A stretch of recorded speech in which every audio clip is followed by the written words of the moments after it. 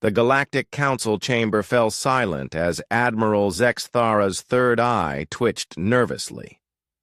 The holographic display before the assembled delegates showed a devastating sight: the once mighty hegemony fleet reduced to scattered debris floating in the void near the Kepler 442 system.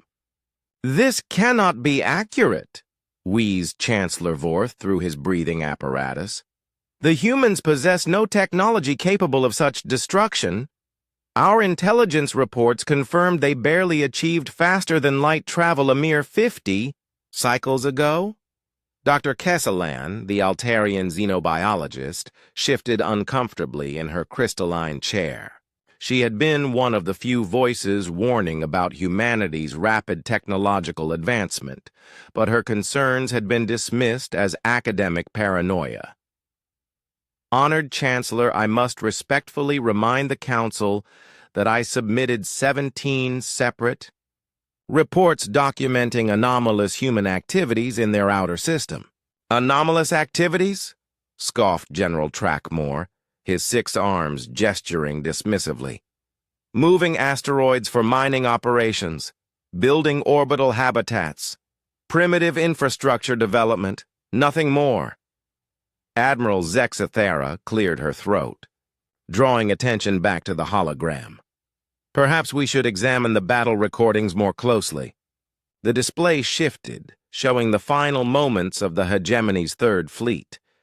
Massive human vessels, crude and angular compared to the elegant curves of galactic standard ships, faced off against the sleek hegemony dreadnoughts.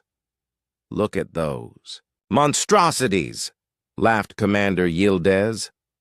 "No shields, no plasma cannons, no quantum torpedoes. What could they possibly—" His words died as the recording showed the human ships opening massive bay doors along their sides. Inside each bay, enormous magnetic rails stretched the length of the vessels, easily 3 kilometers long. The humans had built their warships around these weapons, not the other way around. The projectiles that emerged were not sophisticated missiles or energy bursts. They were simple tungsten rods, each the size of a transport shuttle, accelerated to a significant fraction of light speed. The hegemony ship's shields, designed to deflect energy weapons and guided projectiles, simply parted like smoke before the kinetic onslaught. "Impossible," whispered Chancellor Vorth. "The power requirements alone." "That's what we said about their asteroid mining operations," Dr. Kesselan interjected quietly. "When they started building those massive fusion reactors on the dark side of their moon, when they began constructing what they called launch platforms throughout their asteroid belt, we assumed they were for cargo transport. The recording continued, showing hegemony dreadnoughts, vessels that had dominated space warfare for millennia, cracking apart like eggshells under the relentless barrage. The human mass drivers fired in sequence, creating a wall of kinetic death that no known technology could stop. "How many ships did the hegemony lose?" asked Admiral Zexthara, though she already knew the answer would be unpleasant. "All of them," came the flat response from the intelligence officer. 300 vessels, including the flagship Dominion's Edge. No survivors." General Trackmore's face had gone pale. "This changes everything. If the humans can deploy such weapons, they can deploy them against any target in the galaxy," Dr. Kesselan finished. "My reports indicated they were building these mass drivers not just on ships, but on stationary platforms throughout their system. Some appear to be aimed at various star systems within a 50 light-year radius." The chamber erupted in alarmed chatter from dozens of species. The implications were staggering.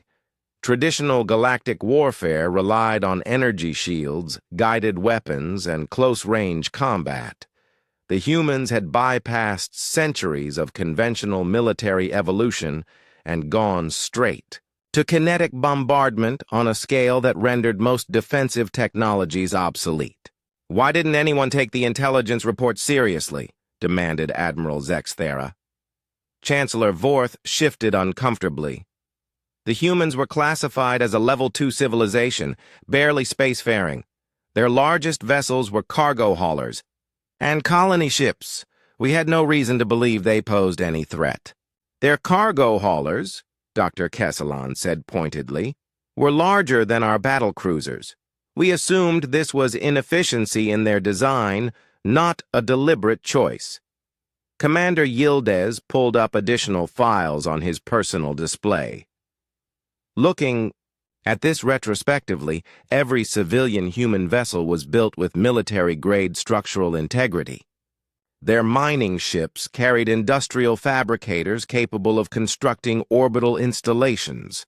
Their research stations were positioned at strategic points throughout their system.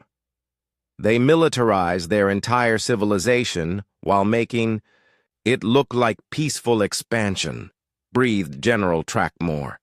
"Brilliant! Terrifying, but brilliant." The recording shifted to show the aftermath of the battle. Human ships moved methodically through the debris field, but they weren't salvaging. They were collecting data, recording everything about hegemony technology and tactics. The humans hadn't just won a battle. They had conducted a comprehensive field test of their weapons against the galaxy's most advanced military force. "What are our options?" Chancellor Vorth asked quietly. "Diplomatically, we contact them immediately and hope they're interested in peaceful negotiations," Admiral Zexthera replied. "Militarily, we have no options. Our entire fleet combined couldn't stand against weapons that can accelerate projectiles to near-light speed. They could bombard any world in the galaxy from the safety of their own system." Dr. Kesselon accessed her most recent intelligence briefing. According to long-range sensors, the humans are already constructing larger mass driver platforms. Some appear to be designed for interstellar deployment. They're not content to defend their system. They're preparing to project power across the galaxy. The silence that followed was heavy with the weight of a fundamental shift in galactic power. The Council had spent so long dismissing humanity as primitive newcomers that they had failed to recognize the signs of a sleeping giant awakening. "Send an immediate diplomatic envoy to the human homeworld," Chancellor Vorth finally ordered. "Full honors, maximum respect, and someone find out what they want." As the council session adjourned in subdued murmurs, Dr. Kesselon remained in her seat, staring at the tactical display. She had tried to warn them, but even she hadn't fully grasped the implications of human industrial capacity combined with their peculiar approach to problem-solving. They hadn't tried to match galactic technology. They had made it irrelevant. The galaxy's age of energy weapons and shields was over. The age of kinetic dominance had begun, and humanity held all the cards.